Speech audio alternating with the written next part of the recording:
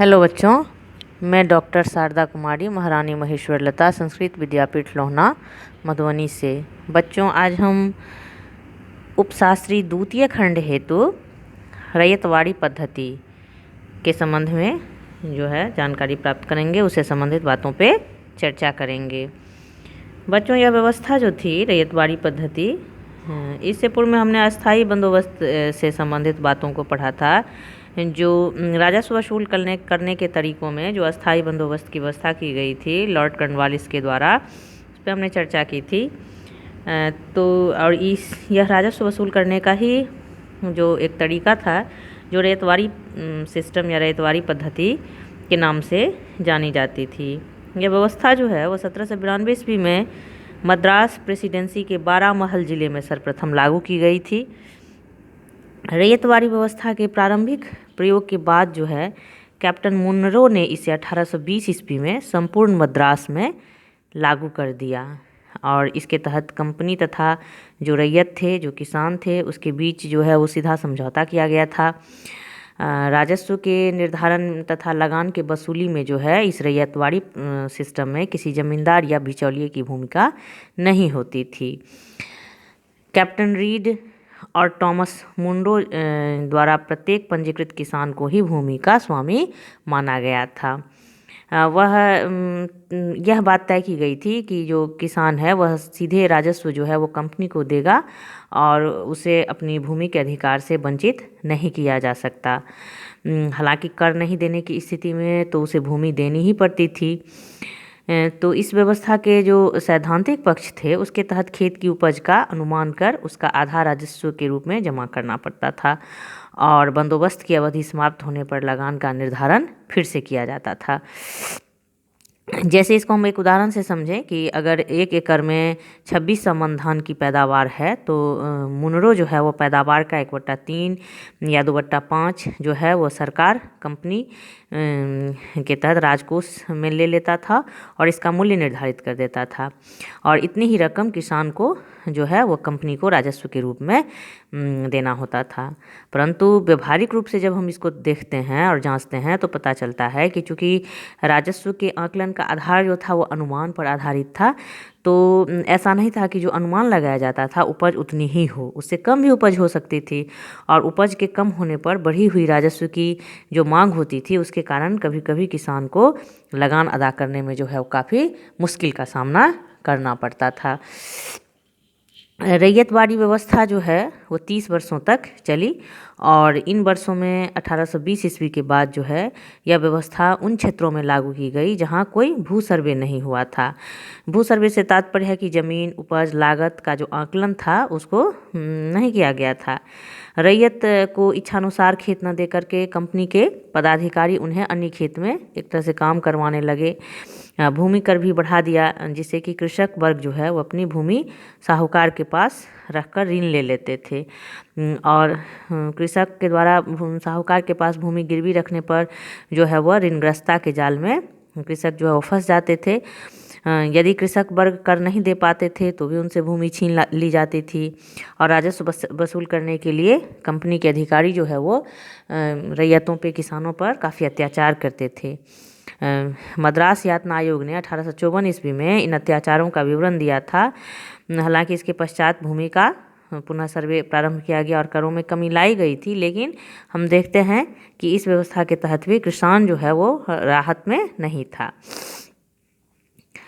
रैयतवाड़ी व्यवस्था का जो मद्रास में प्रभाव पड़ा था वह उसके बारे में हम जानें कि यह व्यवस्था जो है चूँकि कृषकों के लिए हानिकारक ही सिद्ध हुई थी। इससे ग्रामीण अर्थव्यवस्था पर प्रभाव पड़ा था। कृषक जो गरीब तथा भूमिहीन हो गए थे और ऋणग्रस्तता, जो साहूकार के चंगुल में फंस करके और ऋणग्रस्तता के शिकार हो गए थे। एक सर्वे के अनुसार जो है मद्रास में कंपनी ने पाया था कि 1855 ईस्वी में रैयतवाड़ी व्यवस्था के अंतर्गत 1,45,00,000 एकड़ ज़मीन जोती गई और 1,80,00,000 एकड़ ज़मीन पड़ती रह गई। तो इस प्रकार से हम देखते हैं कि यह व्यवस्था जो है वो कृषि पर बुरा प्रभाव ही डाली थी। बम्बई में जो रैयतवाड़ी व्यवस्था की स्थिति थी तो इसको हम जाने कि 1819-27 ईस्वी तक एलिफिंस्टन जो है वो बम्बई का गवर्नर था और 1818 में उसने पेशवा के राज्य को अपने अधीन कर लिया था। और इसके बाद जो है एलिफिंस्टन जो मुनरो का शिष्य था, उसने रेतवारी व्यवस्था को बम्बई में लागू कर दिया।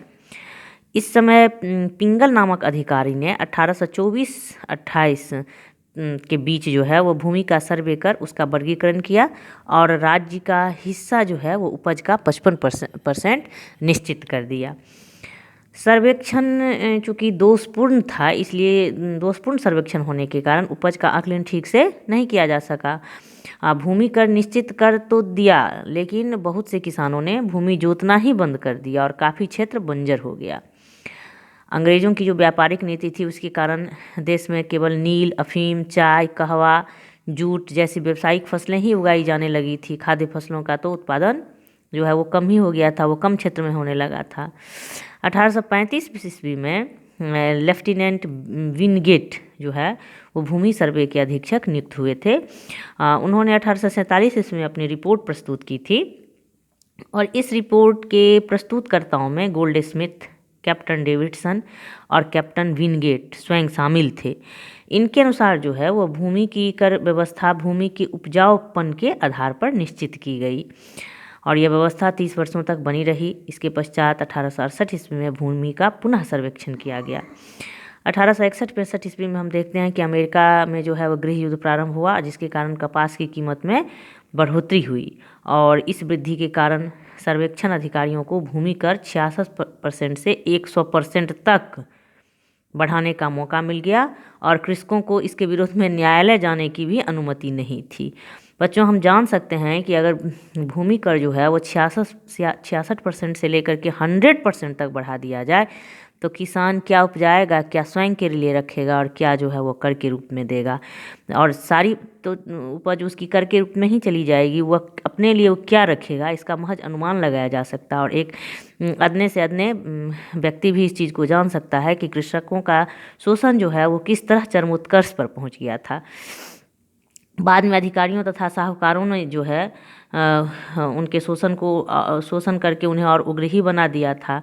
न्यायालय जाने की उनको अनुमति थी नहीं और किसान जो है वो ऋणग्रस्तता के चंगुल में फंसते जा रहे थे और यही सब कारण था जिसके कारण कृषकों ने 1875 ईस्वी में दक्कन विद्रोह कर दिया था।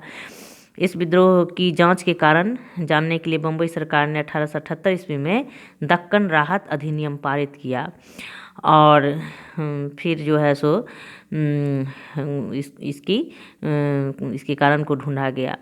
लेकिन हम देखते हैं चाहे दक्कन विरोध हो या किसानों का अन्य जगहों पे भी छिटपुट विरोध होता रहे या किसान जो है वो मजदूरों की श्रेणी में आते चले गए, तो इसके पीछे अंग्रेज़ों की जो भू राजस्व वसूल करने की व्यवस्था थी, चाहे वो स्थायी बंदोबस्त हो या फिर रैयतवारी व्यवस्था हो, वह केवल और केवल अंग्रेज़ों के फ़ायदे के लिए थी, वो किसान कृषकों के हित में नहीं थी। इस तरह बच्चों हमने रैयतवारी पद्धति जो भू राजस्व वसूल करने का था उसके संबंध में हमने आज जानकारी हासिल की। अगली कक्षा में हम महलवारी व्यवस्था के बारे में जानेंगे। तब तक के लिए इतना ही। धन्यवाद।